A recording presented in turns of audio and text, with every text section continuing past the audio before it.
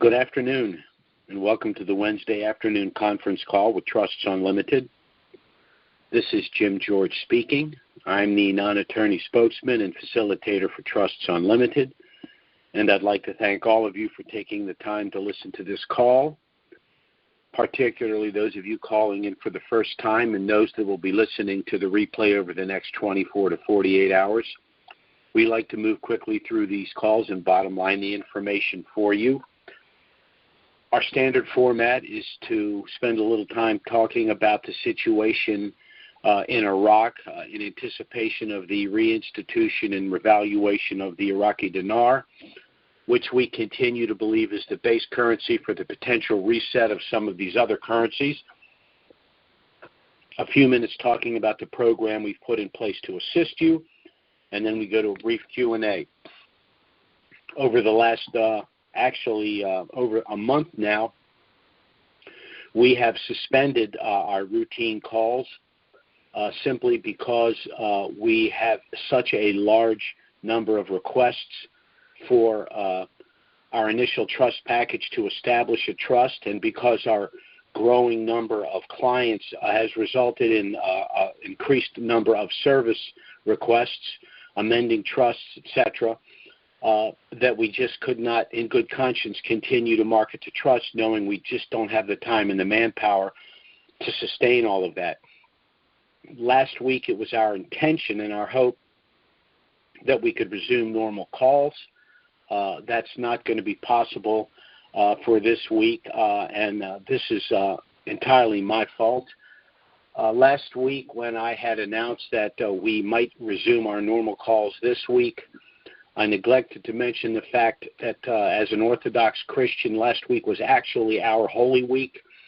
And so I had shut down on Thursday evening and not done anything until Monday morning. Come to find Monday morning, I had nearly 200 requests, either for trust applications or service requests for existing clients. I've spent all of the time since Monday morning dealing with as much of that as I can. I've got about half of those people dealt with, but I still have nearly 100 people to contact, not counting the people that I know are going to contact us later in the week. So I apologize for not providing a complete call. Again, those of you calling in for the first time, I strongly suggest you go to our call of March 3rd. You'll get a brief synopsis of the situation with regard to what was going on in Iraq at the time, which you will find has been quite accurate given where we are today. Then you can listen to the call with regard to the program we put in place to assist you, and then some of the Q&A. But I do want to get today into the situation that exists right now, because there's only one word I can use to describe where we are right now, and that's confusion. And I think I can clear up a lot of the confusion. Now, first, by way of disclaimer, Trusts Unlimited is not the purveyor of the dinar and these other pre-valued currencies. We're not specifically advocating the sale or purchase of the dinar or any of these currencies. But as substantial currency holders ourselves, we're sharing with you the information that we think is relevant.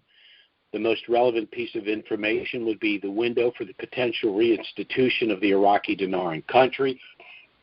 I still believe that it's possible for the reinstitution of the dinar in this month, May.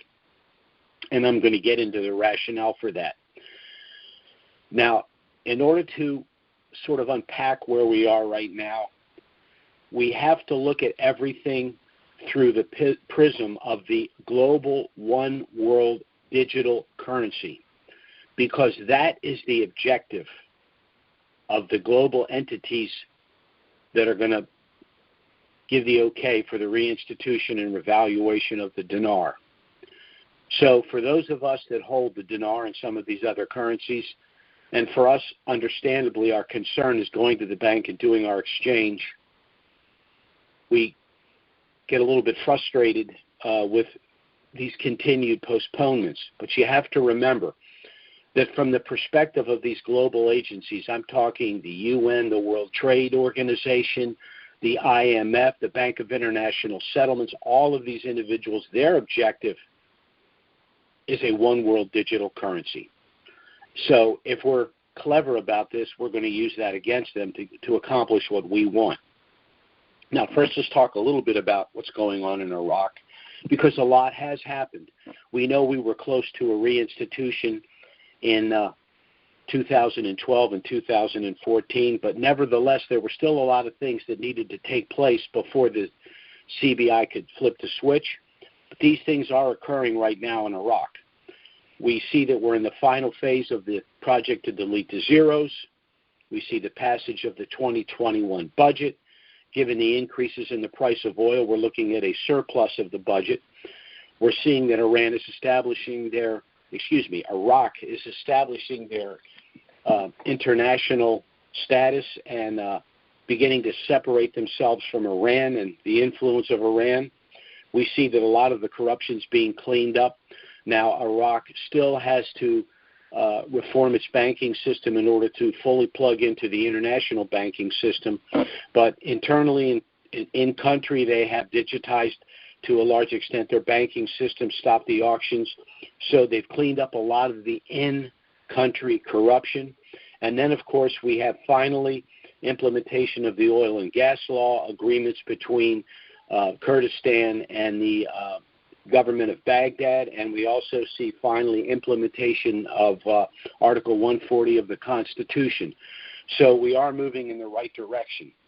The confusion has to do with basic economics and money supply. Now, the formulas are fairly simple. If you reduce the money supply, that should increase the value or the rate of the money, because the goods and services must chase fewer dollars, and in order to attract those dollars, they reduce costs. If you increase the money supply, you technically are reducing the rate of the money or the purchasing power of the money, because there are fewer goods and services for that money to chase. Now, the confusion is, here we have the CBI that has reduced the money supply, which in economic theory means that the value of the money should actually increase, its purchasing power. But what they've done is they've reduced the money supply and artificially reduced the rate of the dinar against the U.S. dollar. That seems counterintuitive, and it would be, except for one thing. And once again, we have to look back through the prism of the global one world digital currency. The objective of the IMF and the international community is the establishment of a one world digital currency. In order to accomplish that, currencies like the Iraqi dinar must be depegged from the U.S. dollar and repegged to the IMF basket of currencies. So the intermediary step to get to the one world digital currency is depegging the dinar from the dollar.